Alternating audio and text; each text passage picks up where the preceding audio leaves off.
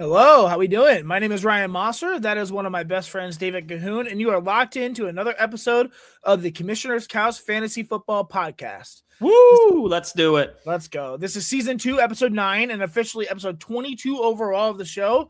One more notch on the belt, one more step into this long walk through the 2026 draft class. Since we kicked off season 2, we've basically been living inside this thing, not just rattling off names, but really trying to understand who these players are, how they function in an offense, and in what they mean for you in fantasy football. If you're just finding us, right now, where you been, here's the path we've taken. We've opened up the season with back-to-back weeks of quarterbacks, really digging in to see, how they see the field, how they throw the ball, how they throw it on the field, how they handle chaos.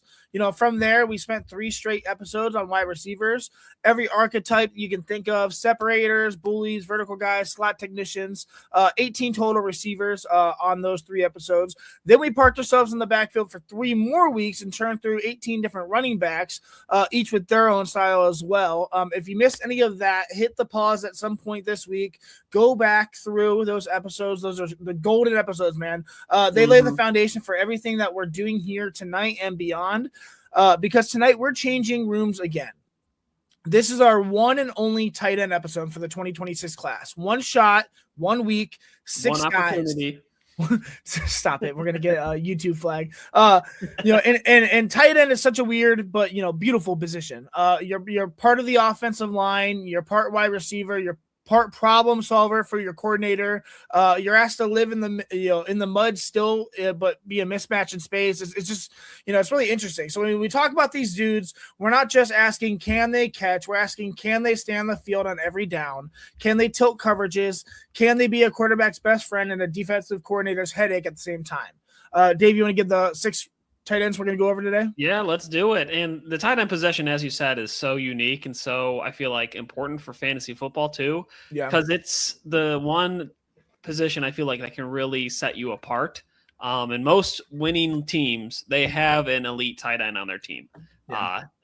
Usually, unless you have just loaded positions elsewhere, you have to have a legit tight end in order to win your fantasy league. So it's important. There's Slim Pickens out there too. I mean, there's only a few elite tight ends in the NFL every year. And some guys emerge, some guys fall off, but it's hard to find. So if you can find these diamonds in the rough, or maybe the resurgence of we've never really had a continuation of rookie tight ends who have been successful. It started off with Sam Laporta, then obviously Brock Bowers. Then we had success last year with Harold Fannin, a bunch of those other guys. Does that continue with some of the guys we talk about today? I don't know, but it's really refreshing for just fantasy in general, because usually the first year tight end, you never want to draft them in the first round, especially dynasty. And usually you're only looking for those 1 or 2, maybe 5, maybe just a handful of elite tight ends in the NFL. But so it's really refreshing to have these rookies that are stepping up, and the NFL are embracing them and making them such an important part of their offenses. So yeah, I agree. It's really refreshing. So we're going to break down 6 prospects. The first one we have is Kenyon Sadiq, tight end out of Oregon. Second one we have is Justin Jolly, tight end from North Carolina State. The third one we have is Eli Stowers, tight end from Vanderbilt. Fourth one is Oscar Delp, tight end from Georgia. Fifth one is Max Clare, tight end from Ohio State. And the last one is Jack Endries, tight end from Texas. And who knows, maybe at the end I might even throw in an honorable mention. We'll see. Ooh, interesting. Yeah, some of these guys, are move pieces who stress linebackers in space. Some are traditional inline bodies who can actually, dent the front and still threaten seams. I mean, a couple of them might end up being fantasy cheat codes. You never know. Especially if the usage is hit rights or if they fall into the right system. We're going to walk through all of that. Route nuance, functional strength, blocking temperament, red zone value, athletic ceiling, and tie it back to how you should be thinking about them in dynasty and in future rookie drafts as well. So get comfortable, settle into your spot on the couch, grab whatever you're drinking tonight, and let's talk some tight ends on the Commissioner's Couch. Yes, we love a good tight end. All right, so yeah. Before we start, I did want to talk about something real quick. I want to take a moment to highlight a thing that I've been highlighting in every show. You guys are probably hearing me kick it, beat a dead drum, kick a dead horse. I don't know. One of those. But my 4-year-old son, James, is in the Ranger Rick Junior Ranger Competition. He is a nature fanatic. This program shines in a spotlight on kids who genuinely love the outdoors, who ask questions, who explore, who want to understand the world around them. And that is James in every possible way. I mean, you guys are my listeners. You've already heard me talk about this. He's the kid who wakes up wanting to talk about habitats, spending the day pointing out birds and insects, and ends the night explaining migration pattern. Literally, yesterday, all the birds are flocking back up into the north, obviously, and they're showing up on the radar for weather. And I was showing him that, so then he was repeating that last night and trying to act like he was a little expert. It's just so funny. Nonetheless, he's in this competition. He just made it through the first round. Now they're going to take the top 20. He's currently ranked 3rd in his class. So he's got to be sorry, that was top 20. He's got to be top 15 now. So he's currently 3rd, but that doesn't mean we're not going to stop voting for him. Please, it just takes a couple seconds. You have to have a Facebook, but literally all you do is scan this QR code for me, please. Right there. Or just go on my Twitter at DynastyCLE, and please vote for James. You can vote once for free a day, and it supports a great cause, and it would be really great for my son. So I really, really appreciate it. Yes, please go vote for James. It will be worth your while. And I mean, you're just going to make a kid's dreams come true, really. Yeah. So. And I mean, we've been posting a lot of videos of him, like just in his natural habitat on hikes, and him talking about his stuffed animals and stuff. And you can just see like the passion in his eyes for these animals. It's really, really cool, man. So, yeah. Well, I hope he wins. I'm rooting for him. I do too. Yeah. All right. Well, let's get into our first sponsor reads that we have. As we've said, every episode so far, the Inside Edge Network has been growing, and we're so fortunate to be a part of that. Mm-hmm. So our first sponsor that we have is Ali Rose Fragrances. Discover Ali Rose's collections of handcrafted candles and body mists made with clean and minimal ingredients. Every product is thoughtfully created in small batches free from harmful toxins for mindful everyday indulgence. Head over to AliRoseFragrances.com right now to order and use a special promo code InsideEdge20 to receive a special discount. Again, that is InsideEdge20 to receive a discount now. Capital I, capital E there. Yep. It's on the screen. It is on the screen, but for those people who are on Spotify, speaking of Spotify, if you want to support the show, the best thing you can do is hit our socials and jump into the community. We're on Twitter, we're on TikTok, Instagram, all at The Commissioner Couch. We're on Facebook under The Commissioner Couch Podcast. Every one of those pages will have our website pinned on there. It's thecommissionercouch.podbean.com. I gotta slow down, David. And that takes you to everywhere we can find us. We're on Apple Podcasts, Spotify, YouTube, Amazon Music, iHeartRadio, all of them. So go on there, please follow us, subscribe, leave a beautiful comment. That'd be so nice of you. Yes, please. And click auto downloads. Doing any of those things helps us out so much. And it will help this show keep growing, and we're truly grateful for you guys. So and real quick, we're also brought to you by Mosser Moments Photography. They're a husband and wife wedding photography team based in Cleveland who specialize in providing the best wedding photos in Northeast Ohio. Check out their website at MossorMomentsPhotography.com. That's MOSSOR momentsphotography.com. And it's right there in the screen. David, how you doing, man? Dude, I am good. Probably not as good as you, because once we're done here, you're like on vacation. I got one more show. On Sunday. Oh, yeah. Man. Yep.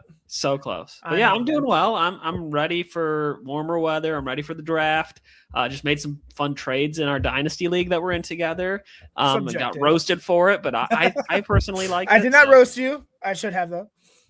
I mean, everybody did. So Kevin told me to shout him out because he's a part of that trade, and he said he fleeced you. He seemed very happy with it, and I'm happy for him. But nonetheless, trades are fun, and I mean, once I get in the itch for a trade, I'm trying to do anything. So yeah, I saw you make that trade. I probably sent out 10. So yeah, I mean, it's like the weird off-season point where it's like kind of dead right before the draft, and then after the draft happens, everybody's like, "Oh yeah, I'm in fantasy leagues, so I should do something." But yeah, I'll tell everybody what happened, and then everybody can roast me whenever they hear this. But I traded away a late first-round pick this year, and what is the guy's name? Tony Pollard. Thank you. For a second-round pick next year in the 2027 draft class. And you're probably thinking, why are you trading away a first-round pick for a second-round pick? That's stupid. I think there's more value to be had in the second round of next year's draft class than there is in the late first round of this year's draft class. Because by the time you get to 109, 110, 11, 12 in the first round rookie draft this year, a lot of the really good players are already gone. And the success rate of hitting on those picks are actually incredibly low if you've done the research on it at all. Especially David. So I would rather just take a random chance on a better draft class in 2027 that's going to have a deeper pool of players than the 2026 class that's maybe a little more top heavy for fantasy than it is deep. So. I hear you. My rebuttal with that is so we are in. So he forgot to explain. This is a dynasty auction draft. So we actually have not auction, snake or regular, just straight draft. It's called a dynasty auction, David. For those who don't know. Just trust me. It's because the money is involved. So we have contracts. We have certain amount of years. Then we bid on contracts. If you draft the guys, that's worth a certain amount of years for a certain amount of money, up to $200. You get your not fab, but money involved.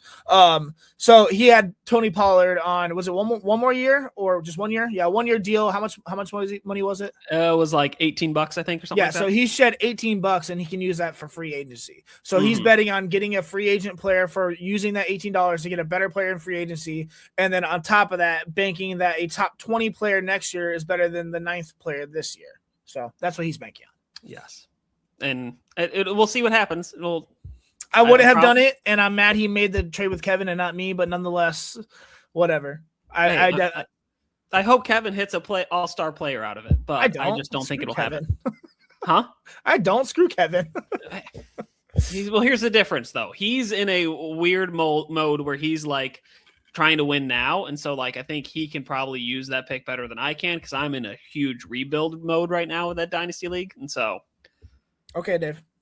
We'll see what happens. Nonetheless, I have one more show on Sunday, and I am going on vacation, and I'm so excited. Oh my gosh, gonna get out of Ohio, go down to Florida, catch some sun, get some kisses, take my wife my kids to the beach. It's gonna be fun. So. That'll be fun. I'm excited for you. We need some time off. This has been a lot of fun, from January till now, April 10th, doing all this draft stuff. But, oh my gosh, I've probably put in a couple hundred hours, man. It's insane. So I'm ready for a break. So, and then we have the draft. Oh my gosh, I'm so excited. It'll be fun. All right. So where are we right now in the pre-draft series, David? Yeah, so we are concluding our pre-draft series right now. We are finishing up our 9th episode of all of these prospects that are coming into the NFL draft. So we've talked through 2 weeks of the quarterbacks. We talked to 3 weeks of the wide receivers. We just finished up 3 weeks of running back talk as well. And now we're finally hitting home one of the most important positions for fantasy football, but that would be the tight ends. So we're going to dive in deep here. We're going to talk through 6, and I maybe give an honorable mention bonus tight end prospect as well. But yeah, it'll be a fun time, and really I think will help you because this tight end class is actually a little bit deeper than I thought when I first looked at it. And so I think it'll be a good draft class. Yeah, I actually thought it was pretty deep too.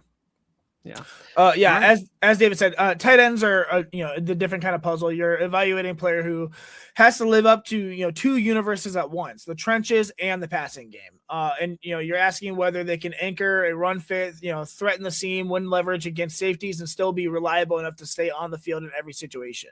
It's a position defined by versatility, toughness, and the ability to create matchup problems that coordinators can't ignore. And this week we got, like David said, one shot at this group. This is our lone tight end episode this season, and by the time we're done, you'll have a clear picture of what each of these prospects brings to the table. Dave, let's bring him on, buddy. Let's do number 1. Let's do it. Number 1. Number 1. All right. Number 1, we have Kenyon Sadiq, tight end out of Oregon. I feel like he is the consensus number 1 tight end in this draft class. But Moss, where do you have him ranked on your board? He's my number 1 as well. He is also my number 1. He's a big athletic freak. He tested really, really well at the Combine and the Oregon Pro Day. But why don't you give us a little bit of a background on him and his college career? I think Kenyon Sadiq is the prototype for what a modern tight end position is becoming in the NFL. He came to Oregon as a long, wiry offensive weapon with, a wide receiver background, and over the last 3 seasons has transformed himself into a complete formation flexible tight end who can threaten every blade of grass, man. His developmental arc is one of the most impressive in this entire class. He didn't just add weight, he added responsibility. Oregon trusted him everywhere, detached in the slot, as a wing, and eventually as a true inline presence. The crazy part is he handled all that without losing the fluidity, that made him special in the first place as well. And his projection backs it up. He went from, a rotational piece, behind Terrence Ferguson to a featured target, finishing 2025 with 51 catches, 560 yards, and 8 touchdowns, all while still being used, in motion and play action, and in other space creating roles. His coaches raved about how quickly he can absorb information, and how rarely he busts assignments. He's the type of player who you can build concepts around because he doesn't limit your playbook. He's going to expand it. I think he's the definition of a matchup problem. He's too smooth for linebackers. He's too strong for corners. Too smart for the schemed out of the game, and not to mention he's freaking fast, man. So yeah, he's really fast, and that definitely jumped off the tape. And when he went and tested this year, so you talk about how he is as a player, as a tight end. How would you describe him? Is he just a receiving tight end? Is he more than that? How would you describe it? He's a movement-based tight end with receiver-level polish, I would say. His game is built, like I said, on fluidity, timing, the ability to separate without, needing gimmicks or, having manufactured plays or space, he gets off the line with a glide that immediately forces defenders to declare leverage. His route pacing is advanced. He changes gears with purpose, not just for show. He's fun to watch, man. He bends and stems like a wideout. He's 240, dude. 240 pounds. He does not play like a 240-pound tight end. I think he's incredibly controlled at the catch point. Can adjust mid-air without losing balance. After the catch, he can accelerate like a long strider who eats ground in a huge hurry. He's not a big slot masquerading as a tight end player. I think he's a legitimate tight end who happens to move like a player 30 pounds lighter. And because he's embraced the physical side of the position, he's not a liability when he's asked to block. He's a true hybrid tight end, the kind of tight end, offensive coordinators love because he forces defenses into uncomfortable personnel decisions. So, yeah, I think that fluidity is a big part of his game. He's a big body player, but he does not move like one. He's very fast, very agile. But when you talk about transitioning to the NFL, everybody's fast, everybody's agile, everybody's big, everybody's strong. So what do you think will be one of his challenges as he transitions to the NFL? I think he's still developing play strength. He can sustain blocks, but he's not consistently, generating movement against bigger edge defenders. As he continues to fill out his frame, that should improve when he goes to the NFL. I think his anchor can be stressed against power as well, especially when matched against, long-armed, heavy-handed defenders. He can walk back, if he doesn't win leverage early. But for fantasy, who cares? I don't know. He's got elite separation skills for the position, not natural ball tracking. His athletic testing was absolutely explosive. A 4.39 40, 1.54 split, his 43.5 inch vert, and he's 241 pounds, dude. That is a wide receiver explosiveness in a tight end's body. Not to mention he's got versatility across the formation. And he's a functional and improving blocker. So he's got a ton of pros. I think his earliest challenge probably in the NFL is going to be, like I said, handling NFL level physicality when he's asked to block true defensive ends. But I think he's very willing, and he's got the body type to where if he gets a little coaching, he'll be just fine. So yeah, no, I agree. It'll be interesting to see if he can handle some of those big defensive ended tackles in the NFL level. So when it comes to fantasy football, how does he project? Is he a home run hitting type of a tight end, or how does he project? Does he need a little bit more work as a project? What is he like? I think he's the exact archetype that becomes a fantasy cheat code if his usage hits. He brings, seam stretching explosiveness, red zone value out the wazoo, route running polish that earns early targets, snap to snap reliability that keeps him on the field. He's not going to be the gadget player or, the part-time move piece. He's going to be a full service receiving tight end who can stay on the field in every personnel grouping. If he lands with the right system that leans on play action motion, layered route concepts, he's legitimate tight end one upside in dynasty formats. And because he's already a refined separator, he's the rare rookie tight end who contribute could contribute earlier than most. And we've seen that nearly every year for the last 4 or 5 seasons. So he's my tight end one for a reason. He checks every box when you want a modern fantasy tight end, and his athletic profile gave him a ceiling that few players at the position can match in this draft. So yeah, I agree. I feel like the sky is definitely like where he can hit it. Sorry about that. Had to pause and take a quick phone call. But yeah, Kenyon Sadiq, somebody who's big, athletic, could be a really, really good tight end for this upcoming year. So when we talk about player comps, I have a old school tight end that I thought really encompassed a lot of Kenyon Sadiq and how he played. Do you want to try and guess who he was, Moser? You said old, how old school? I mean, we would know him. Antonio Gates? Similar time frame, I think. Okay. Maybe a little bit later. Who? Or more recent, but Vernon Davis. Yeah, talk about a big body who can move really well. I think Vernon Davis was maybe a little more stiff than I think Kenyon Sadiq is. And I think Sadiq's a little bit more of a polished receiver than Vernon Davis was, but still a big guy that can move around and be a really good target for any quarterback and be one of their best friends. So when we talk about landing spots for fantasy football, we need to think of, hey, who is the current tight end on this team? And who are the other receivers that are going to be competing for targets for him? Because I think Kenyon Sadiq has the potential to be in the tight end one conversation this upcoming year if he's in the right landing spot. And so for this, I picked the Miami Dolphins as his ideal landing spot. They don't have any wide receivers. They have a decent quarterback right now that they just brought in Malik Willis, but they really don't have any passing threats at all. Malik Washington, come on. You're right. Malik to Malik. You're right. But yeah, Kenyon Sadiq can step in and kind of be like the main focal point for that passing game from day one. He's that talented. There's that big of a need for that offense to find somebody like him. And he could just kind of be a huge PPR machine this year if he lands there. I would love that, actually. I mean, you think of Darren Waller and how he succeeded last year until, obviously he's old and had weird situations with injury and not being in and out. But when he played, he dominated. They force-fed him the ball. And he would feast. Yes, he would. And I think he would enjoy the sunshine too.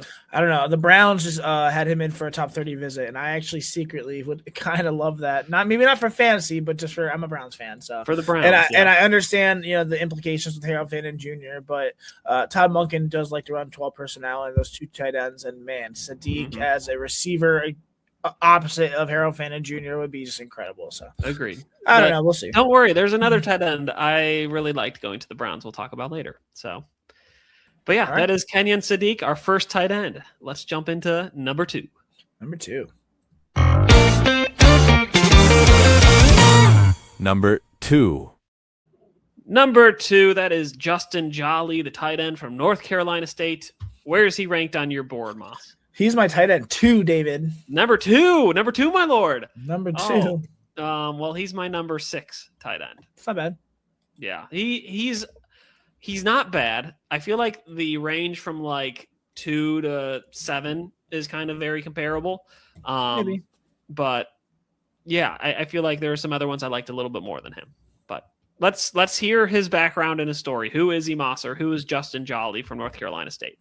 I think he's one of the most physically overwhelming tight ends in this entire draft cycle. He started his career at UConn. He flashed early, then took a massive step forward when he transferred to NC State. The moment he arrived in Raleigh, he looked different than any other species on the field. 6'6", 255 pass catcher who moved like a much smaller athlete, but played like, he had the force of a front court bruiser. It's his production tells the story of a player who kept ascending every single year across 4 seasons, 166 catches for 1,978 yards, 15 touchdowns, including 661 season in 2024 and a 7 touchdown campaign last year. And none of that was inflated by gimmicks at all, by all means. He earned all those numbers by being the guy that defenses had to account for on every single down. Coaches loved his mentality. They talk about how he embraces contact, how he handles physical coverage, and how he consistently shows up in high leverage moments. He's the tight end who becomes a quarterback security blanket because he's always available, even when he's covered. I think Justin Jolly's path from under recruited prospect prospect to one of the most feared tight ends in the ACC is a testament to how hard he's worked and, to refine his game and maximize his frame. So, yeah, I can see it. He definitely has strong hands. I saw that a lot in his tape. Yeah. Very secure with the ball. I'm curious because it didn't seem like he was the most fluid runner out there, but he still looked athletic enough. But when you talk about the type of mold and player that he is, how would you categorize him? Stylistically, he's more of a power-centric receiving tight end who thrives in contested environments and owns the middle of the field. His game is built around physical dominance, not just size, but how he uses that mass to his advantage. He plays through defenders like they're obstacles, not opponents. He shields the ball with his frame and, the way that, like I said, a post player seals off a defender. He elevates with confidence and wins throws most tight ends can't even reach. He accelerates, I thought, surprisingly well for especially for once he opens up his hips as well, and goes into his stride. He forces defensive backs to make business decisions after the catch as well. He's not a finesse separator. I think he's a matchup nightmare who forces defenses to adjust their structure. Safeties are too small, linebackers are too slow, corners can't handle the strength, and because he's more polished as a route runner than people expect, I think he's not just a jump ball specialist. He's a legitimate chain mover who can attack every level of the field. I really like him, man. Interesting. So what do you think would be one of his biggest weaknesses as he transitions into the NFL? He's not a sudden mover, and that would be a weakness. He's fluid for his size, but he's not going to snap off routes with the same sharpness that smaller tight ends would. And obviously his pad level can drift, especially while blocking. When he pops upright, he loses leverage and allows defenders to get underneath him. He's got to work on that a little bit. The biggest challenge early probably will be handling NFL defenders who can match his strength. He's used to using that as an advantage, especially in college, against smaller corners, smaller defenders. But he could basically bully anyone he lined up against. But in the league, he'll face edge players who are just as big and just as physical. He's not going to do that to Myles Garrett or Max Crosby. Yeah. So he'll need to tighten up his hand placement and maintain leverage to avoid getting stalled at the point of attack. But he's got an incredible foundation. He's got unrelentless effort. He's got amazing power and a willingness to finish it as well. So that I think those traits will translate. I think you said he's got great hands. Yeah, he's a dominant catch point presence. He plays above the rim with ease. His wingspan and timing allow him to snatch throws that most tight ends, like I said, they can't even dream of catching, but he's going to grab them. I think he is a surprisingly yard after catch finisher as well, because he uses that physicality in his body. He runs like he's trying to break tackles in bulk. He's just going to try to, he's a bowling ball and he's going to run down those pins, tackles aren't going to matter. Smaller defenders going to bounce off of them. There's definitely size driven separation. And I think his route pacing is better than advertised as well. And he's going to be reliable in traffic. Definitely comfortable in catching through contact, absorbing hits, stuff like that. So, I secretly love Justin Jolly. So okay, well, it's no longer a secret. I think there's potential there to be good. He was a very productive player at his time as NC State, but I'm curious to see how it'll transition and if he'll be the type of player that requires a little bit more time to develop and get used to the speed of the NFL game, or if not. So fantasy football wise, how can he be an impactful tight end in year one? I think he's the kind of tight end who could become a touchdown machine if he lands in the right offense. Like I said, his hand size and catch point dominance make him a natural red zone magnet. His ability to win vertically gives him weekly splash play potential as well. He's a mismatch in scoring territory. He's definitely a reliable option on third downs. He has the frame to stay on the field and basically every personnel grouping as well. He's productive even when he's not, separating cleanly as well. Obviously, he's not the same style of tight end as Sadiq. He's more of a physical problem than a movement specialist, but the fantasy ceiling is absolutely there, I'd say. If he lands with a quarterback who trusts him in tight windows, he could become one of those players who quietly put up tight end one numbers because he's always involved in high value situations. He's my tight end too because he brings a rare blend of size, toughness, and like I said, contested catch dominance. Traits that translate immediately into the NFL and to fantasy football. So. Interesting. We'll see what happens. You're going to hate this player comp that I've got for him. But when I was watching this tape, I feel like his college tape matched a lot to this player's college tape, who was actually rated when he came out as the top tight end in the college world.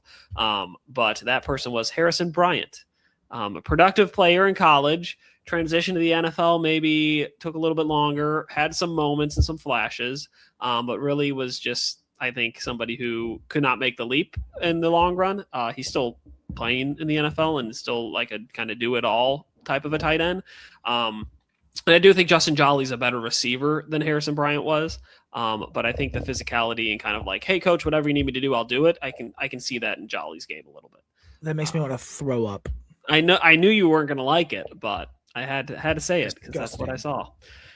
So the ideal landing spot that I've got for him is going to be one where he, as you mentioned earlier, he can be like just a touchdown machine. And so for that, I picked the Jacksonville Jaguars. They don't really have much of a tight end room right now. I disagree. Oh, okay. Brenton Strange, man. He's a top 7 tight end. He was. He is. We'll see what happens. But I think somebody like Jolly can come in there and kind of compete right away to try and get those red zone targets and be a tight end touchdown making machine. He's a lot of people to feed in that offense other than, Travis Hunter. What the heck? He's no longer in the offense. So yeah. It's all speculation until that first snap is played. Honestly, you're not wrong. This is silly season anyway, right? They drafted him 2nd overall to play corner. That would be the highest drafted corner since over Denzel Ward or Deion. Yeah. They were both 4th. So insane. Yeah, there's no way he's gonna be in the offense. He's gonna be fantasy relevant. Everyone, chill out. I'm not freaking out. You are. Sorry. Sure. Okay. Hey, we'll talk more about him once we get past the draft. Yeah. Sorry. Jacksonville Jaguars, Justin Jolly, I think, can come in and compete as the tight end 1, tight end 2, get a lot of red zone targets and be somebody who can just be a secure blanket target for Trevor Lawrence in that offense. And so I think that's the best path for him moving forward. I don't really see how else he can kind of become a dynamic tight end, reliable or top option for fantasy this year. But maybe in the years to come, he could develop a little bit more. So send him to the Chiefs. That'd be amazing. We'll see what happens. Send him to the Chiefs. Let's do it. All right. Let's get on this ad, brother. Yeah, fanatics.com. Here we go. Hey, everyone. This is David from the Commissioner's Couch podcast. Fantasy football fans, you've found the #1 destination for all the officially licensed football gear you will need this NFL season. The NFL shop from fanatics.com features sportswear and accessories from brands like Nike and New Era, as well as NFL coolers, so you can head to the tailgate repping your team. If you're looking to add to your collection of tailgate gear, you need to check out our grilling items and coolers. With official player jerseys, polos, and hats, we've got enough gear to keep you repping your favorite NFL team throughout the whole season. Go to fanatics.com by using the QR code on the screen right now to celebrate your fantasy football teams. Again, that's fanatics.com, or use the QR code on the screen to buy all the gear you need to rep your team. Good luck. Good luck. Good luck in your fantasy teams. Yeah, fanatics.com. Go to their website. I don't have a QR code anymore, but fanatics.com. It's on our socials. Yep. Inside Edge net, right? Yep. On Twitter, go in there, check it out, use our code or our QR code there, and you will get some awesome discounts for Fanatics. Yes, so please go buy your favorite player's jersey or a hoodie or sweatshirt or a hat if you want. Here in Cleveland, I wear a lot of hats because it's always windy and cold and rainy.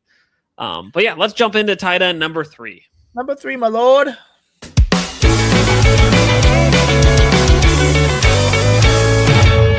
Number 3.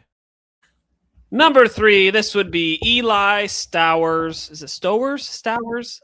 I think it's Stowers. Like a tower? Tower, but with an S, yes. Like a stoic tower? Tight end from Vanderbilt. He is my number 2 tight end on my big board. Where's he at for you? I can't wait. He is my tight end 21. 20? You've got to be kidding. Listen, I'm not going to lose credibility here. I'm going to back up everything I say, guys. Do not leave this podcast right now. Okay. I'm curious to hear why he's 21.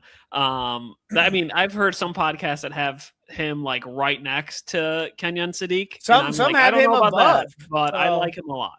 Yep. I'm hearing people are ready to push him past Sadiq. I am not. Okay, well, give me it just depends. What is his background like from Vanderbilt? Was he a fluid mover? Was he a good receiver? What was he like? He's very unconventional for a tight end prospect. Probably one in this class. He started college as a quarterback, legitimate dual threat recruit, before transitioning to tight end and eventually transferring to Vanderbilt.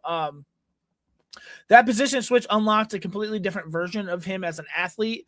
Suddenly, all the athletic traits that made him a dangerous quarterback runner translated into a smooth, flexible pass catcher with natural sense of spacing. At Vanderbilt, he became a centerpiece of their passing game. Over the last 2 seasons alone, he put up 111 catches, 1,407 yards, and 9 touchdowns, and he did it while lining up everywhere. He was in line, slot, wing, motion, even out wide sometimes. The quarterback background shows up constantly. He understands timing. He knows how to settle into voids, and he sees coverage the way a passer does. Coaches talk about him as a worker, praise how quickly he picked up the nuances of a brand new position, how willing he was to take on the physical responsibilities he's never had before, and how naturally he fits into a modern spread concepts. He's a unique athlete with a unique path, and that combination makes him, I think, a fun, fascinating prospect and evaluation for this class. Yeah, he is a very fascinating prospect. I think the biggest thing that stands out to me from his tape was just his like understanding of coverages. And I think that speaks to like his quarterback background, but his willingness to kind of like bend a route in one direction to get somebody off balance and cut it back the other way. He's a very, very fluid runner, I felt like too. Good athlete. And I feel like it took a while for people to figure out how they can use him in the college and football world. And I feel like he kind of hit his stride here as a tight end as he wrapped up his college career. But when you talk about the style of player that he is, how would you describe him? Does he fit into a certain mold? Is he just kind of like this weird Swiss Army knife that nobody knows how to use and won't really translate to the NFL? Or how would you describe it? I think he's a movement-driven tight end who thrives in space, obviously. His game is built on, like you said, fluidity is major. Timing, the ability to glide through coverage with a level of ease that you don't normally see from someone who weighs around 240 pounds. He runs routes like someone who understands the entire passing concept and, not just the assignment, and that's because he had to do that while he's a quarterback. He changes direction without any stiffness. Everything is smooth and connected. He accelerates with long, efficient strides that eat up ground on crossers and seams. He adjusts off-target throws with balance and body control. He's comfortable with working from, multiple alignments as well. He doesn't, look out of place in any of them. He's not a bruiser, not a traditional wide tight end. He's a hybrid. He's a player who wins with intelligence, movement, rather than raw power. So, yeah, he definitely does win with intelligence. So talk about the transition to the NFL. How difficult is this going to be for him? Is this going to be somebody who can kind of hit the ground running, or somebody who's going to take a little bit more time to develop, you think? It just depends what position he plays. And that's why my ranking is here. If he's a tight end and goes into the NFL as a tight end, I think he's going to struggle. He's got his anchor is a major concern of mine. Even when he wins with angles, he struggles to maintain ground, once defenders engage. And that was in college. This is the NFL. He's going to get bull rush, man. He is not physical at all. He's severely underpowered as a blocker. He fights, but he simply doesn't have the mass or the strength to hold up against NFL caliber edge rushers. He gets compressed so quickly when, matched with power. The biggest hurdle for him, I think, is going to be surviving as an inline player. In college, he can get by with technique and effort, but like I said, in the NFL, these guys are too strong, they're too long, too explosive for him to rely on finesse. unless he adds significant lower body strength, he's going to struggle to stay on the field in traditional tight end roles. The receiving ability is incredibly real. The movement is real, but the physical profile as a blocker is a legitimate question mark, and that's why he is so low on my rankings. Because, I mean, that's fair. On the field, you know what he's doing. He's not. He's either going to be a liability at blocking somebody, or he's going to go try to catch the ball. He does have incredible strength. He's got advanced route instincts, effortless movement skills, great hands, and awesome tracking as well. Alignment flexibility, elite athletic testing. A 4.51 40 for a tight end, 1.59 split. Very outrageous for a tight end. Rare experience. But for fantasy, yeah, he could be great, but I just question how much he's going to stay on the field. I'm evaluating him as a tight end, not a wide receiver. That's why he's my tight end 21. Got you.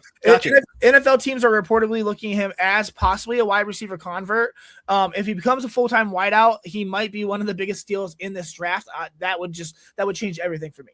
His movement, like I said, his movement skills, explosiveness, his route feel, all of that plays beautifully, out on the perimeter. But as a tight end, the position he's listed at, the position he played in college, he's got those glaring issues that I cannot bypass. They're not minor weaknesses. It's structural limitation. He doesn't generate movement. He gets walked back by any sort of power, struggles to sustain. He lacks a mass to anchor. He is a liability in traditional run game concepts. And that if that happens, he's not going to be on the field, regardless of how great he is as a tight end, or he's going to be a one-trick pony. So that's where I am. Sure.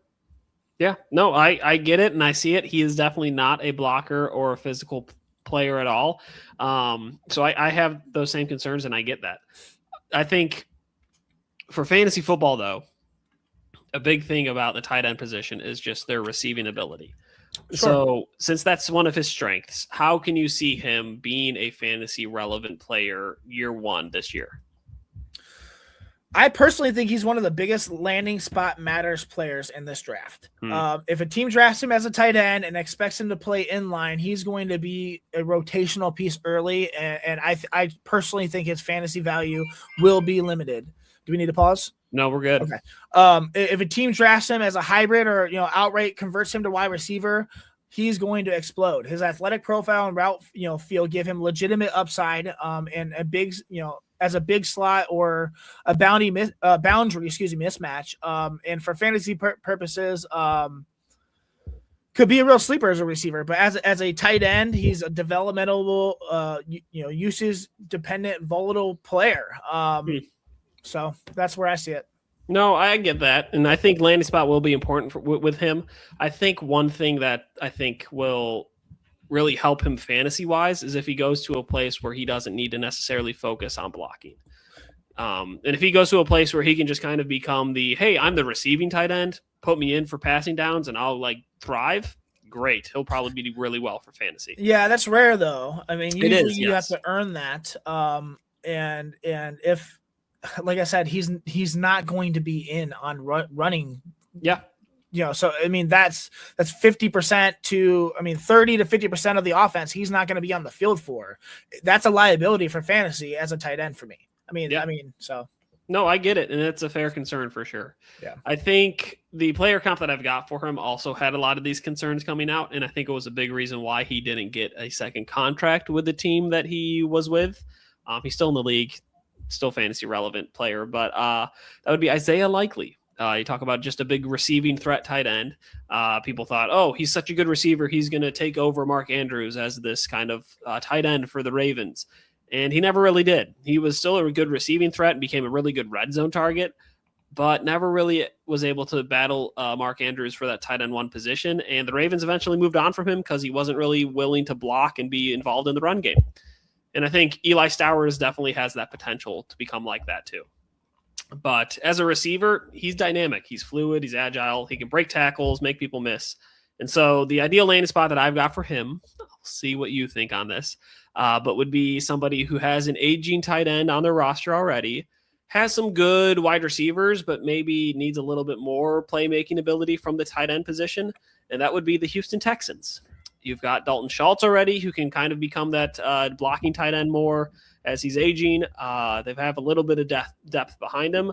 But if they really want to be more dynamic and involve CJ Stroud and take him to the next level, they're going to need a receiving threat at tight end like an Eli Stowers to come in and be that receiving threat that so many other quarterbacks have that are pushing for Super Bowls. And so I think it would be a really good fit for them, really good fit for Stowers, because then he doesn't have to worry about blocking as much.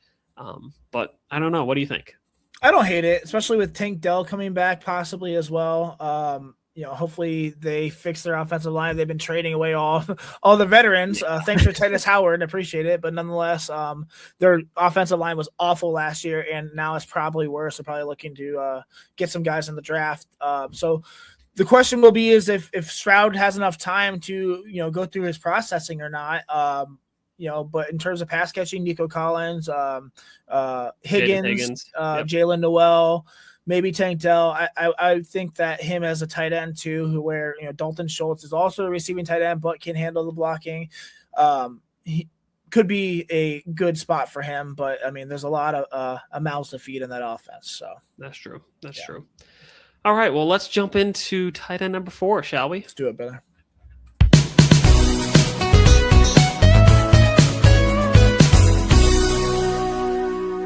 Number 4. Number 4, we've got tight end Oscar Delp from Georgia. He was my tight end number 3, actually, on my list. Where's he at for you? He's my tight end 11.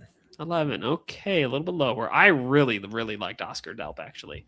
I felt like he was a very consistent player and maybe somebody that wasn't utilized the best in Georgia, but I think there's flashes on his tape that showed how dynamic he could be. Mm-hmm. But talk about his college career. Yeah, I feel like he was somebody who was kind of Georgia was excited to get him after Brock Bowers had graduated and moved on, but I don't think he ever filled those shoes, which they were huge shoes to fill. Yeah. But what was his background like at Georgia? Fun fact, after Bowers left Georgia and went to the NFL, Oscar Delp in my C2C leagues, my college to Canton leagues, the fantasy football for college leagues, was the tight end 1 taken in every single league. Everyone thought he was going to be the best college tight end coming into in 2024. So that's how high regarded he was in college, at least, and as a prospect going into Georgia. But I think he's the kind of tight end who quietly becomes indispensable in a pro style offense. He came into Georgia as a highly regarded recruit, and instead of getting lost in in a loaded tight end room, obviously one of the best college tight end 10 ends of all time at Brock Bowers, he steadily carved out a role by doing everything that the coaching staff asked him to do. He would align anywhere they asked. He blocked with real effort, ran clean routes, and would be ready when the ball came his way. His production won't blow anyone away on paper. 90 catches for 854 yards, 9 touchdowns across 4 seasons. But context obviously matters there. Georgia rotates weapons, spreads touches, and asks their tight ends to handle a ton of responsibility. Oscar Delp earned trust in that environment because he's reliable, he's disciplined, and he understands how to play within structure. His coaches constantly praise his maturity, his ability to handle, the details, spacing, leverage, timing, assignment, execution. He's the type of player who doesn't need volume to make an impact. He just needs opportunities. And when he gets those opportunities, he maximizes them. I think he's a technician with a competitive edge. And, that combination gives him, one of the higher floors in this entire tight end class. So.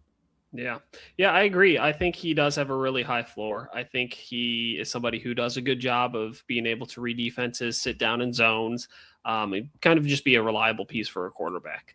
So when it comes to his play style, how would you describe the mold that he fits? What type of a tight end is he? Things like that. He's more of a rhythm-based, smooth, moving tight end who wins with efficiency rather than flash or power. His game is built on clean mechanics, really clean releases, great clean breaks, fantastic, soft, clean hands. Nothing looked forced, nothing looks labored. He glides through routes with balance and control. He understands how to manipulate leverage without needing dramatic fakes, not flakes. Consistently available to the quarterback because he knows how to uncover and find those holes, which is very important moving to the NFL.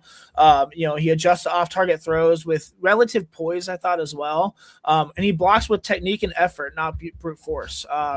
He's not the explosive highlight reel type of tight end. He's the tight end who keeps the offense on schedule, converts, third and medium, gives you dependable snaps, and pretty much most personnel groupings. I think he could be a coach's dream because he rarely puts the offense in a bad spot. So, Okay. Yeah, I can see him being a like coach's best friend type of a tight end. Somebody who just would like do whatever the coach says to do and run things to a T. I can see that being him. So when it comes to fantasy football, how can he be somebody that can hit the ground running in year one? What would make him in his landing spot or his play style a relevant piece for fantasy football?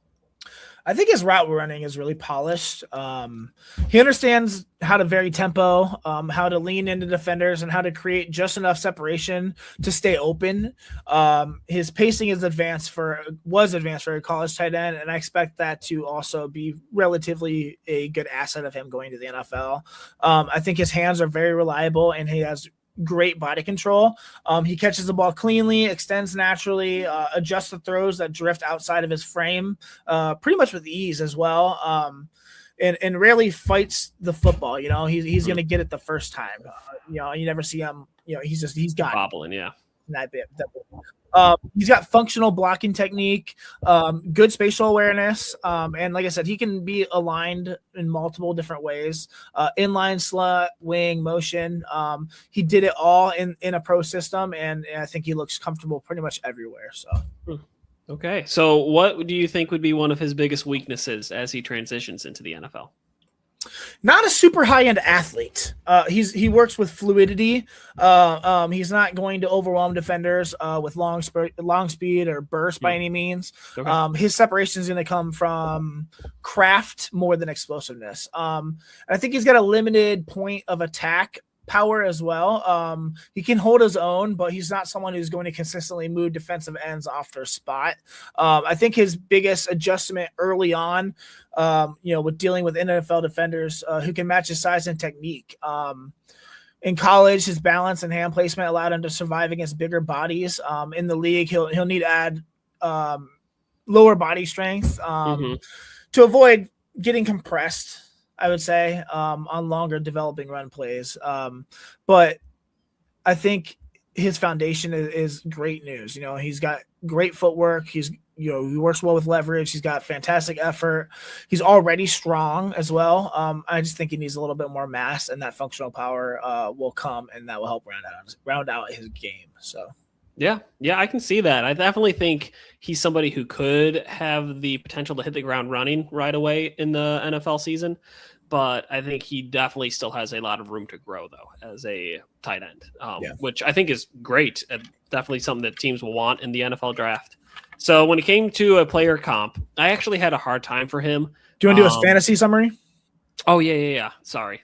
Did I not talk about that? No. Oh, well, give me his breakdown on his fantasy summary. Gosh. I know. I'm sorry. No, I just think he'll be a steady fantasy contributor right away because he's going to be the type of player who's always on the field. He's not going to be a boomer bust athlete. He's going to, how do I say this? He's going to create volume in the game through trust. He's reliable in the intermediate game. He's a natural fit for play action and timing based offenses. Good enough as a blocker to stay in pretty much every personnel grouping. And he's very consistent, which is rare at the tight end position. I don't think he may necessarily ever be like a top 5 fantasy tight end, but he absolutely has a profile to become a weekly tight end 2 with tight end 1 upside, depending on usage and red zone involvement, depending on what scheme he gets into. I think he's the kind of player who sneakily racks up 4 to 6 targets a game because quarterbacks trust him. So, yeah, I can see it. I'm hopeful. I really like him. The player comp that I've had, as I said, was a little hard for me to find one, But I think when it comes to like just the player ceiling, I can see him kind of fitting a mold like this. And that would be Travis Kelce, player who it's very bold. I know, somebody who does a really good job of reading defenses, somebody who does a good job of running the routes the right way, sitting down in zone coverages. Somebody who I thought needed a little bit of time to kind of learn how to block better when he got into the NFL, but somebody who was really reliable and a fierce competitor. And I feel like Oscar Delp can fit a lot of those things. So we know Travis who David's Kelce, drafting in Dynasty this year. Jeez. Maybe we'll see. Definitely. Don't have the 109 to spend on Oscar Delp anymore, so we'll see. Who would do that? It was a joke.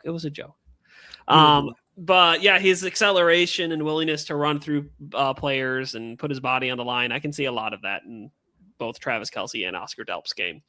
When it comes to a landing spot, I feel like something that'll be really helpful for him is if he has like become the tight end 1B almost, like to where the offense wants to play multiple tight ends. The offense wants to thrive having tight ends on the field that can block, but also be dynamic in the passing game. And I think the ideal landing spot that I've got for him is the Cleveland Browns, actually. Somebody who doesn't necessarily come fully formed, but somebody who can come in. David loves this guy. I really do like Oscar Delp. He's compared him to Travis Kelce and trying to send him to his favorite team. Please bring him. But yeah, somebody who can kind of be the tight end too, still have opportunities to play and get that experience while still being developed and grow. And not necessarily take anything away from Harold Fandon, but still be a piece and a weapon in a passing game that's still very wide open.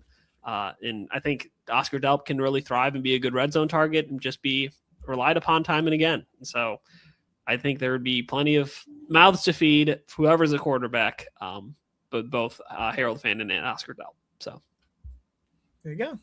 There you have it. All right, we got another sponsor to talk about.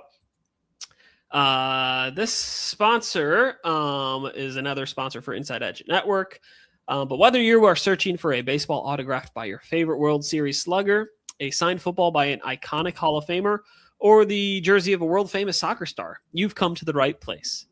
Here at sportsmemorabilia.com, the world's web leading source of authentic sports memorabilia, you'll find more than 500,000 authentic products from nearly every professional sports league, team, and players. Not only will you find your next prized possession with ease, thanks to their superb customer experience and tremendous site experience. Wow. You'll have the satisfaction and peace of mind that every product comes completed with a certificate of authenticity and is fully backed by the sportsmemorabilia.com lifetime authenticity guarantee. So go ahead and head to sportsmemorabilia.com to get your collection started today. Again, that is sportsmemorabilia.com. All right, shall we jump into number 5? Let's do it, brother.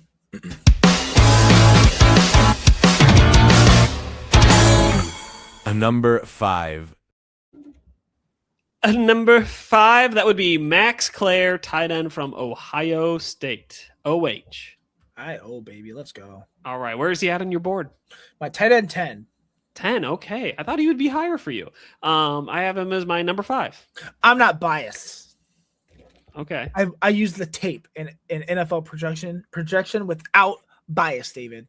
I believe you. I'm being stupid. All right. No, you're good. So give us a breakdown on the background of Max Clare. We know he was in Ohio State last year. I know he wasn't there before that. Where was he before? How has he grown? Give us a background. He's the definition of like a blue collar tight end who built his game through toughness, technique, repetition. He started off at Purdue, where he flashed as a physical assignment sound player. He actually was the best player on their offense in 2024 before he transferred to Ohio State. And, a program that demands its tight ends to handle NFL style responsibilities. Instead of, getting overwhelmed by the jump and complexity, he thrived, especially in a room that had, probably 4 or 5 guys that are legitimate tight ends and, we're fighting for reps.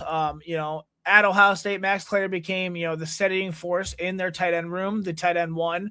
He handled the dirty work, executed, nuanced block assignments, and still found ways to contribute as a dependable target in the receiving game as well. Across his last 2 seasons, he, posted 94 catches for 1,133 yards and 6 touchdowns, and none of it came from like schemed freebies. He earned his production by being in the right place and the right depth, with the right technique at the right time and catching the ball. He just did everything right.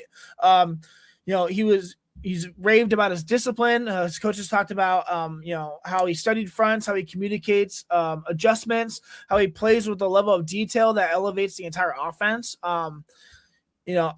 He's foundational. Every offense needs a player like this guy. I don't know. Yeah, every offense does. You're right. I agree. He's somebody I feel like reliable is a good word for him. Yeah. Like when you say, hey, I need you to be at this spot at this time, he's there. I need you to block this person with this angle. He's done it. He's just a very coachable, reliable type of a player. Yeah. So when it comes to his mold and archetype and really just the style of player that he is, how would you describe it? He's a true inline wide tight end, the kind of player who can live next to the tackle. He's going to be able to handle physicality of the edge, and still give you reliable snaps in the pass game. Like I said, his game is built on strength, consistency, and good leverage. Excuse me. I think he plays with a wide, powerful base that lets him control defenders. He uses his hands like a veteran. Inside placement, quick resets, constant engagement on the defenders. He runs routes with purpose as well, and can use his frame to carve out space as well. Comfortable catching through contact and finishing forward. He understands the structure of the offense and plays within it. He's not like a seam stretcher. He's a tight end who keeps the offense on schedule, sets the edge, and gives you a trustworthy outlet when the quarterback needs a safe throw. Yeah. So what would be some of his weaknesses when it comes to transitioning to the NFL? How hard of a transition will this be for him? Early on, I think his biggest challenge will be the adjustment with dealing with athletes that match his technique, especially with more physical athletes in his strength. In college, his leverage and hand usage allowed him to control most matchups. He's going to face, defenders in the NFL who are just as refined and significantly more explosive. He'll need to continue his footwork. He's got to refine that a little bit more. And a lot of these guys, it's just, adding more, mass or strength to their lower body. A lot of these guys are like that. But he's tough. He's got great technique. He's really, really smart. I think he's probably one of the best pure blockers in this class too. He plays with heavy hands. He has, a strong anchor and, a clear understanding of his body and how to use that leverage against a defender. Like I said, he can widen, he can seal, can drive defenders depending on his assignment. He's got high level processing as well. He can identify fronts, adjust assignments, and rarely busts. His football IQ is a very, very, very strong trait of his. Physical route runner. He's got reliable hands. Alignment versatility as well within the wide tight end family.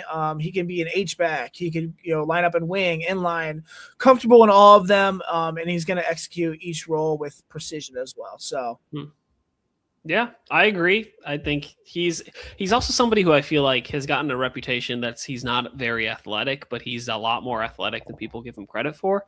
And so I'll be curious to see how that progresses as he gets to the NFL.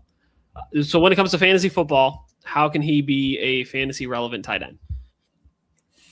I think he's the type of tight end who becomes a quiet fantasy asset because he's always on the field. He's not going to give up you highlight reel plays, but he's going to give you earned snaps, and those snaps matter at the tight end position. He's a very trusted blocker, which is going to keep him in every personnel grouping. He's reliable in short area targets, which will help him move the chains. Physical enough to earn red zone looks. He has a high floor because coaches love players who do everything and do it correctly, and that's what he does. I just think he brings a blend of physicality, technique, consistency that is going to translate cleanly to the NFL. I don't know. I don't know. I really like him. I think he'll probably be a steady tight end too, with the occasional tight end weeks, depending on the week. So yeah, and the landing spot too. I'm sure, of course. But that's a lot of all right. Well, the player comp that I've got for him is somebody who also went to Ohio State, was maybe not thought of very fondly coming out, was maybe thought of more as a elite blocker. But I think Max Clare is a little bit better at a passer or a receiver than this player was. And that would be Luke Farrell, tight end from Ohio State, who's now with the San Francisco 49ers. Oh, David. Hey, he's a good dude, all right? David loves Luke Farrell. He went to high school with Luke Farrell. David's brother was quarterbacks for Luke Farrell. He's got to bring up Luke Farrell. Sorry. Every time we talk about tight ends, Luke Farrell. It's got to talk about him, okay? But yeah, somebody who I think is athletic enough to get the job done in the NFL. Somebody who's willing to do whatever you ask him to do. That is Luke Farrell. A little sneakily athletic. And I think Luke and Max have a lot of similarities in their game, and so I'll be curious to see what happens. But the ideal landing spot that I have much for better Max, receiver. I would agree, he is a better much receiver. better. So the ideal landing spot that I have for Max would be going to a team that is a contender, a team that is very, very much wanting to go win a Super Bowl, very competitive, has a strong head coach who's like, hey, I need you to do this. And Max Clare is going to be like, yeah, of course I'm going to go do that. If you say the Browns right now. No, I'm not saying the Browns right now. I'm saying the Denver Broncos right now is what I'm saying. I feel like a player like Max Clare could really thrive under a coach like a Sean Payton. He's athletic enough to where he can be relevant in the passing game. There's enough mouths to feed, so maybe he doesn't really do much there besides catch like 2-yard touchdowns, but that'd still be relevant.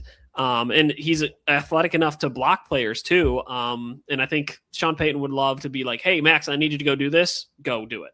Whether that be a QB sneak or block down on Myles Garrett or Max Crosby or anybody like that. And he'd be willing to go stick his nose in there and do whatever's needed. And so I think a place like that would be really, really beneficial for Max Clare. There you go. Yeah, they just gave Adam Trotman a new deal. But yeah, I mean, Sean Payton loves those guys who are reliable. Think Taysom Hill. Think Jimmy Graham's, the guys like that. So yeah.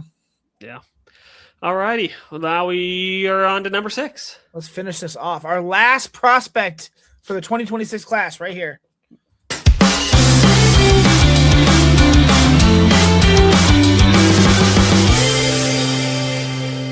Number 6. Number 6, that would be Jack Endries, the tight end from Texas. Where is he at on your big board? He is my tight end 7. He's my tight end 7. Second time ever. Let's go. Ring the bell. Oh, ring the bell. Do something. Who gave you button? All right. Okay. Oh, it's David. All right. So let's talk about Jack. Yeah, tight end from Texas. He was somebody who I felt like was pretty productive at his time in Texas, somebody who did well. But give us a little bit of a background on him. What is he like? How has he progressed and grown during his time in college? Excuse me. Yeah, I think he's a relatively impressive tight end for this class. He came to Texas as a long athletic prospect with raw tools, and over the course of 3 seasons, he transformed himself into, one of the most complete, dependable players in the Big 12, and then eventually in the Big 10. That stands out about him. His how do I say this? Oh my gosh. Not just his production. I had a brain fart there. Excuse me. He had 124 catches, 1,377 yards, 7 touchdowns across 3 years. That's obviously nothing to sneeze at, but it's the way I think that he earned those numbers, which is more impressive. Texas trusted that dude everywhere. He was motion, wing, slot, inline, in the backfield sometimes. He handled it all without looking overwhelmed. His coaches raved about his ability to digest heavy assignment loads, his consistency in both phases of the game as well. He's the type of tight end who doesn't need to be force-fed touches to impact the offense either. I think he just plays very clean, efficient football snap after snap. I think he's the kind of player who grows on you the more you watch him as well. He's steady, he's polished, and I think he's ascending at the right time as well. So. Yeah, I would agree. He's smart. He's very polished in the way that he plays. I feel like he was coached very, very well at Texas, and I think that's going to translate really well for his transition to the NFL. Yeah. But when you talk about his playing style, how would you describe it? He's a modern multi-alignment tight end who's going to win with smooth movement, strong hands, a natural sense of, for how to uncover. He's not, the pure power player, nor is he, the space player. I think he's a blend of both. His game is built on fluidity, on timing, the ability to stay balanced through every phase of the route. He's very, moves with that gliding stride that some of these other tight ends I've talked about. It just looks effortless. He's great at manipulating leverage. He can catch through traffic, and, he's always extending, in looking for throws outside of his frame. He's not afraid to just go get that ball. Relatively competitive blocker as well. And like I said, he can line up pretty much anywhere. He's going to fit seamlessly into any offense because he doesn't force you to change your structure. He's just going to help you enhance it. So, yeah, I will be curious to see what it'll look like and where he lands, because I feel like that'll be a big factor into how he does and succeeds in the NFL. But I feel like he's just so coachable. He'll fit anywhere. So what would be one of his weaknesses as he transitions to the NFL? He is not good at breaking tackles, and I don't like it. I think, and he can gain yards especially in college, gain yards after catch. He used efficiency and angles, but anything with brute force, he's going down. He's catching the ball, falling down. And I think he's also developing, point of attack power as well. He's not going to consistently displace edge defenders. But he's very smart, as you said. He's got a high level processing. He can understand spacing. He's not going to drift into congested areas. He's going to adjust the coverage. I think his football intelligence shows up in every rep. He's got really strong hands, and he's really confident with his receiving skills as well. They're very polished. I think he runs with a veteran sense of pacing, which is hard to do as a college tight end. He knows when to accelerate. He knows when to throttle down. He is going to create good, clean windows for the quarterback to throw into. His blocking isn't great, but he's doing better. He's ascending, and he's got fluid movement for his size as well. So, yeah, he is a little bit more fluid than I really wanted to give him credit for after watching his tape. He is still physical, though, I thought, as a player. Sure. But when it comes to fantasy football, how can he be a relevant piece in year one? He's going to be involved a bunch, I think. He's going to be one of those full-service tight ends who can stay in the field all the time. I think he's a natural fit for play action and layered route concepts. He's going to be also one of those guys who are reliable in the intermediate game. His hands are strong. He's got a really good catch radius. Those are both, traits that quarterbacks love. I think he's a good enough tight end blocker as well that he's going to stay on the field quite a bit. So I don't know. I really like him a lot. We'll see where he lands, obviously. There's a lot of tight ends in the NFL, and it's going to be congested in a lot of rooms. It's going to be a lot of fit for a lot of these guys. So. Yeah, and we'll see what happens. So when it comes to a player comp that I've got for him, somebody who I feel like took a couple of years to kind of get his feet under him in the NFL, but once he did, he was really dynamic, both in the blocking and in the passing game. And that would be Tucker Kraft, the tight end. I knew you were going to say that. That's crazy. Hey, I think there's a lot of similarities in the way that they play. And I think Jack definitely needs a little bit of time to develop still. He's still very coachable, still a little bit raw, but still has a big body, physical, smart. But I think a little bit of time to kind of on the same path that Tucker had to kind of take a year to kind of learn a little bit, get used to the speed, and then really hit the ground running. I think Jack can kind of have a similar path to that. And so a landing spot that I think would be perfect for him is a place where they have a really good quarterback. They've got a good pass game, and he can kind of come in, not necessarily need to be the day one starter, but eventually step into that role when he's ready. And that would be the San Diego Chargers. I guess they are now the Los Angeles Chargers, and I don't know why. Hold the habits die hard. I was like, what are you doing? Yeah. Bro, yeah, I love the St. Louis Rams, man. The Houston Oilers, my favorite team. Oh man, that was embarrassing. But yeah, the LA Chargers with Justin Herbert as a quarterback. Obviously, they had a rookie tight end really break out last year and kind of do really well. I forget how to pronounce his name, so I'm not going to. Gadsden. Yes, Oronde Gadsden.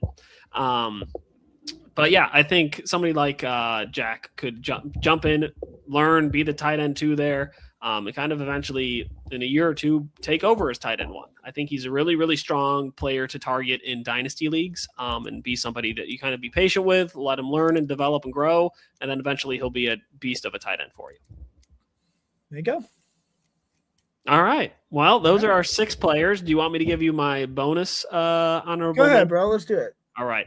So my number 4 tight end, the one that we did not hit, was a player that I really, really liked. And I think he's being a little bit slept on. And so here's a fun sleeper pick for all of you, but that would be Sam Roush, the tight end from Stanford. I don't know if you've got any notes on him, but I think he's somebody who can be a really dynamic player as well if he lands in the right spot. But he's fluid, really good blocker, really good in the passing game as well. It could be a really sneaky player to target. So keep him on your radars. Sam Roush is my tight end 16, by the way. Hey, better than Eli Stowers. So yeah, 6'5", 225. I mean, I broke down every single prospect. So if you want me to talk about him, I can, but we don't. No, have to. that's okay. Okay, just a I will. Bonus. All right. Well, we got one last couple of things to read, and then we'll get on out of here. Yeah, brother. So, are you looking for an energy drink that does not crash your day? Well, I'm here to talk to you about Dubby Energy Drinks. Clean energy, bold flavors, no jitters, and no crash. It helps you lock in and stay focused. See why people won't shut up about Dubby at dubby.gg. Again, that is dubby.gg. There are over 15 flavors to choose from. Be sure to use the promo code Inside Edge Network or Inside Edge 10. I do this every time. Inside Edge 10 to save 10% on your order today. Again, that is Inside Edge 10 to save 10% on your order today. There you go. Yeah, again, if you're not rocking with the or if you are rocking with the show, rather, do us a massive favor and hit all of our socials like I talked about. We are everywhere. TikTok, Instagram, Twitter, at The Commish Couch. On Facebook, The Commissioner Couch Podcast. Look us up there. Then you'll find our website attached, thecommissionercouch.podbean.com. First time I got that correctly. Oh, my gosh. That'll take you to every single place that we are at. Our whole hub. Apple Podcasts, Spotify, YouTube, Amazon Music, iHeartRadio. All of them. Please click the platforms you use, follow the show, subscribe, drop a 5-star rating, leave a review, turn on notifications, turn episodes on to auto download.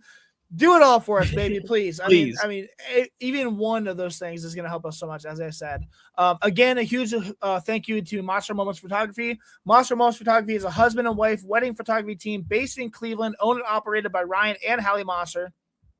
For the past 10 years, they've captured more than 100 weddings across Northeast Ohio and beyond, always working together as a true 2-person team. Their style centers on authentic, emotional storytelling, documenting the real moments between two people in love and creating images that feel natural, comfortable, and true to the couple. Rooted in Northern Ohio, but inspired by their travels, Ryan and Hallie bring a warm, personal approach to every wedding day.